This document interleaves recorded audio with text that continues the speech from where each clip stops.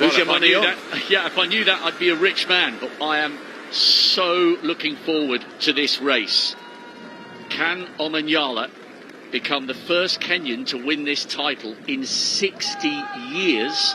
Or will it be Akani Simbine successfully defending his crown and joining Don Quarry and Linford Christie as the only three men to do so? The African champion and the defending champion drawn in adjacent lanes, and a little touch of the fist there, maximum respect between them. This is a massive, massive moment for them and a great moment for athletics.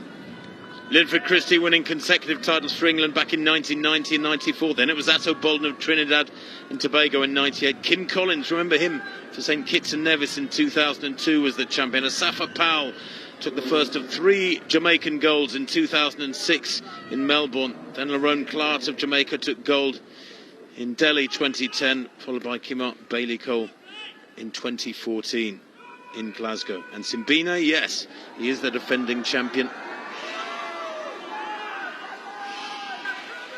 The stadium announcers asking the crowd for hush as these men focus on your marks. Absolutely, completely. Hearing the starters' orders, don't want any noises. Clicking of cameras sometimes is a problem, but they are called to their blocks.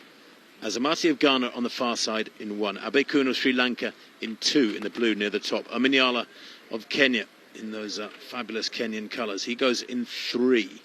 Simbine, the defending champion, goes in lane 4 for South Africa. In 5, Emmanuel Eseme of Cameroon. In 6, Mitchell Blake of England. In 7, Wales' Azu. And Rohan Browning of Australia, nearest the camera. Set. Good start there from Omanyala. He's got the jump on Simbine at the moment. Omanyala's going away with this one. He will not be caught. This is justice for the man who couldn't do himself justice in Eugene. He takes the gold for Kenya. 10.02 into a slight headwind, minus 0.9. But daylight between Ferdinand Omanyala of Kenya and the rest.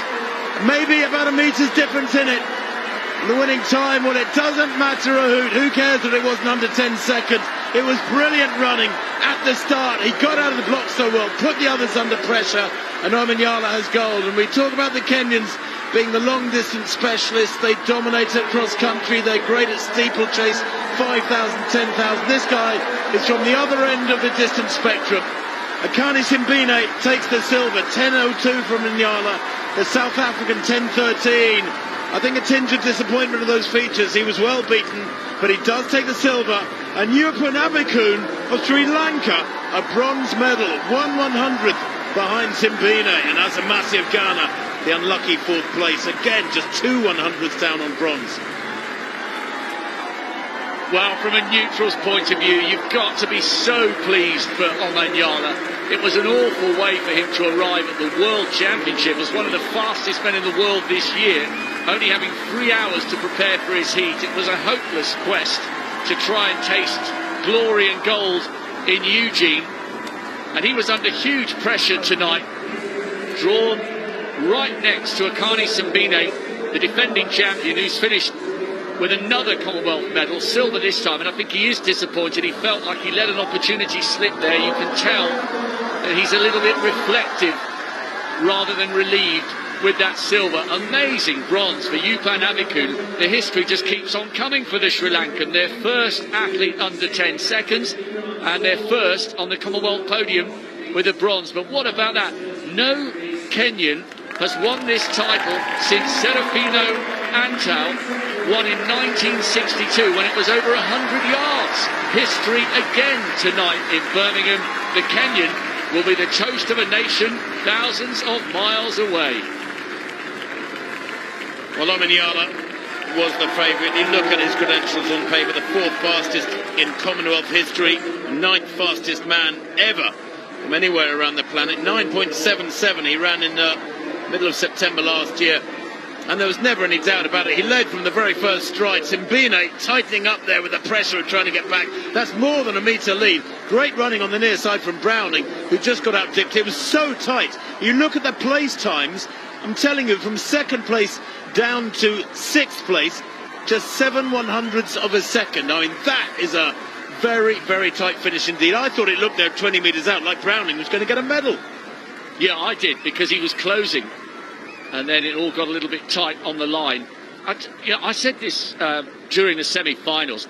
He looks like he's built like a boxer rather than a sprinter. His upper body is absolutely massive. And just like Julius Yego, who became a world champion for Kenya in the javelin, Omanyala is showing that the Kenyans don't just win medals when it comes to the steeplechase, the 1500, the 8, the 5 and the 10.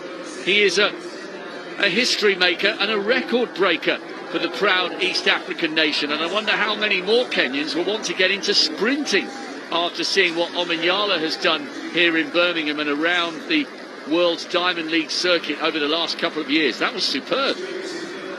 Wasn't it just? And frankly, it wasn't close. Come the finish, 10.02 to 10.13. That's a metre and more, the speed they're moving at. They all hit top speed around between 60 and 80 metres, and then it's a case of holding form, trying not to decelerate too much. But Omanyala, he is tight there over the last 20 metres, but that was partly because he was smiling so widely, I think, when he knew the gold was in the bag. Abekun second to right. What a run from him. Absolutely superb. That is one of the biggest upsets of the week in these athletics championships so far, and probably will be come the end of the week, because Abekun, well, I thought he'd done well to make the final. To actually get amongst the medals is, as you said quite rightly, Rob, quite historic. There it is, Omanyala, 10.02 to Simbine's 10.13. Gold for Kenya ahead of South Africa. And the Sri Lankan Yupan Abekun, a brilliant bronze day. The Ghanaian Benjamin Azamati, just 2/100ths shy of the medals. And Jeremiah Azu of Wales, well, that's a superb fifth place for him, 10.19.